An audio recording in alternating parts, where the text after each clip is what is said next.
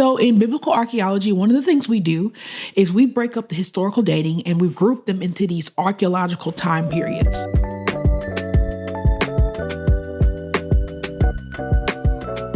Generally speaking, we like to kick things off with the period that we call the Early Bronze Age.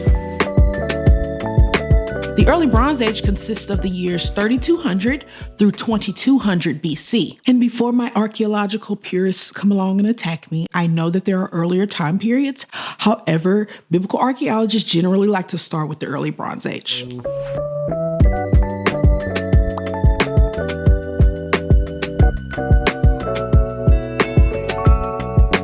After the Early Bronze Age, we have the period that we call the Middle Bronze Age,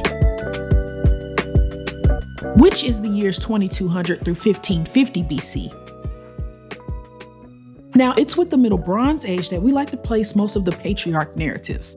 That's the narratives of Abraham, Isaac, Jacob, and Joseph.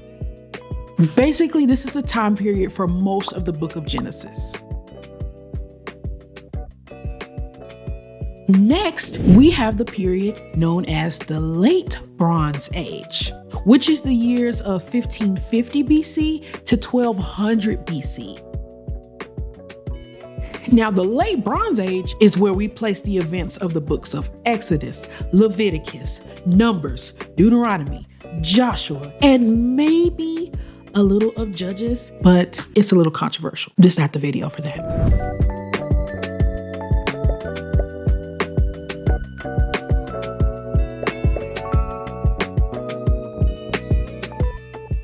After the Late Bronze Age, we have the period known as the Iron Age, which covers the years 1200 BC to 586 BC.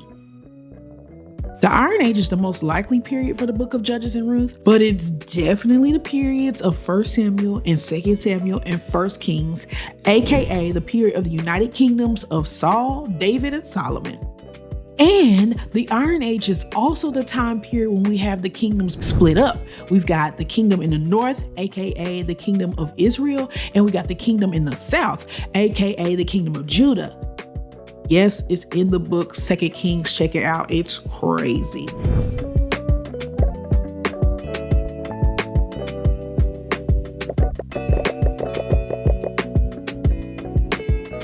Now, you might have noticed that this period ends in 586 BC.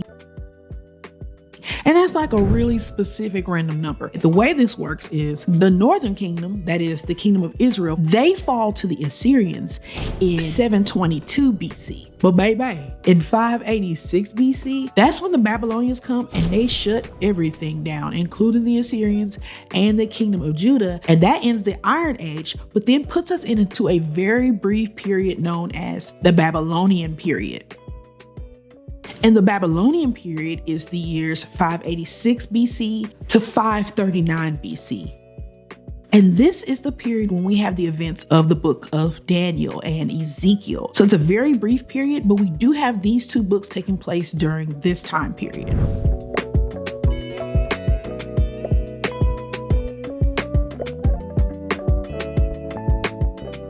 But soon after the Babylonian period, we have the period known as the Persian period, which covers the years of 539 BC to 332 BC.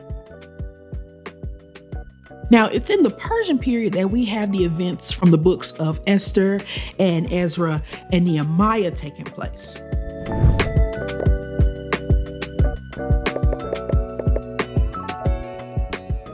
But then comes the Hellenistic period, which is the years 332 BC to 141 BC. By the time of this period, all of the events of the Hebrew Bible or the Old Testament, whichever way you want to spin that, all of those events are done. But even though the events of the Old Testament and the Hebrew Bible are complete, this is the time of Alexander the Great and his massive taking over areas and Aquarius. Then that baby dies, and then his kingdom is split up between his generals, and then they be fighting and going back and forth trying to take over. This is the events of the Hellenistic period.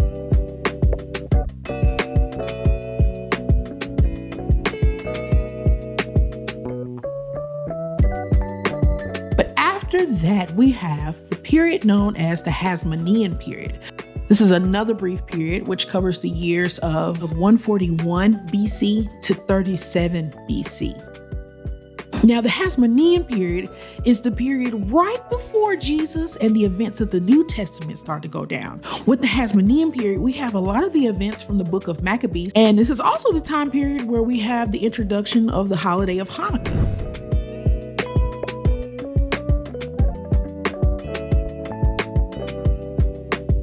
But after the Hasmonean period, we have the Roman period, which is the years 37 BC to 133 AD. Sorry, y'all, but I gotta interrupt. The end of the Roman period was actually around 324 AD. This period, the Roman period, covers all of the events of the New Testament. And I mean all of the events and then some. That's the life, death, burial, resurrection of Jesus Christ, the birth of the church, the apostles and all their movements and within the church, the destruction of the temple in Jerusalem, the spread of the church from Israel to Africa, to Asia Minor, to India, and so on. Like I said, the whole New Testament and then some.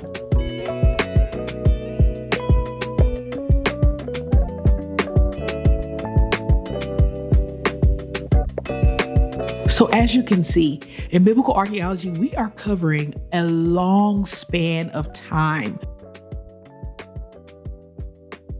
which is what makes biblical archaeology so fascinating. So hey, if you enjoyed this connection of archaeology and the Bible, make sure you like this video, share this video, and make sure you follow me and that you're subscribed to all of my social media platforms and channels. I'll see you next time.